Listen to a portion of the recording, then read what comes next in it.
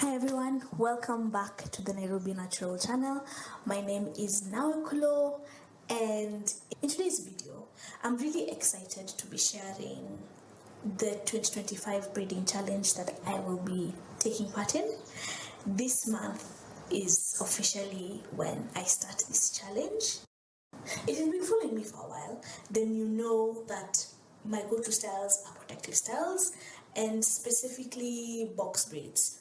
So this year I want to try something different. I want to try having a structured challenge around the box braids.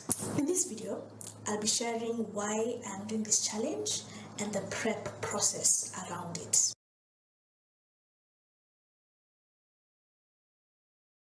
So I've been doing my own hair for a while now, and one of the things that I really wanted to intentionally do is improve on my protective styling technique.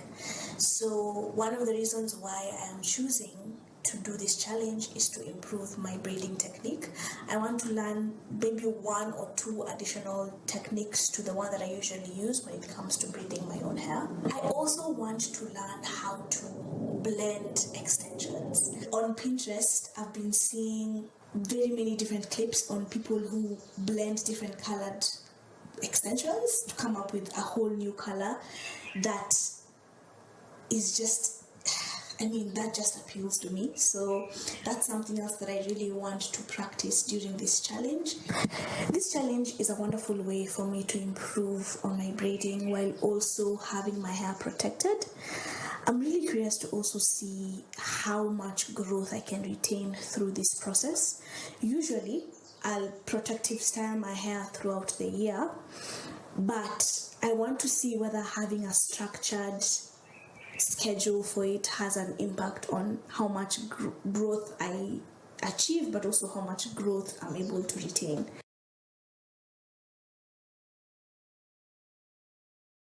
I'm referring to each time period as a braiding cycle. So every braiding cycle will be 4 weeks long, and then after that I'll have about 2 weeks break before I go in for the next braiding cycle. There are some things within the preparation process that will remain the same throughout the year, while some things will change. These processes are around taking care of the extensions, but also taking care of my hair and my scalp in the process.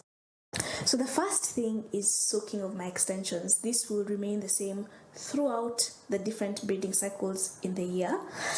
This is something that I learned how to do a couple of years back and has become part of my braiding routine. It's just a good way of making sure the extensions are really clean before you install them, and this also helps to reduce likelihood of you experiencing scalp irritation. If you want to see how I soak my extensions before installing them, I will leave a link in the description of a video where I take you through this step. The next process that will remain the same throughout the braiding cycles is the blending of braids. Like I mentioned before, I'm really curious to learn how to blend braids, and I'm also really curious to see what final color I'll be getting from the blending. My first cycle begins this week, and so I will be sharing the blending video after this video. Another process that will remain the same throughout the cycles will be my detangling and pre-pooing. If you've been here for a while, you know I always detangle and I always pre-poo my hair just before wash day. So this is something that will remain the same even during these braiding cycles.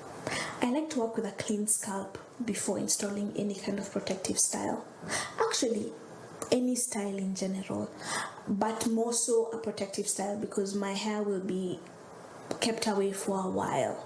So one of the ways that I do this is I usually use Bentonite clay as my cleanser, but it also works really well in detoxing the scalp. So cleansing my scalp is something else that will be constant throughout the braiding cycles.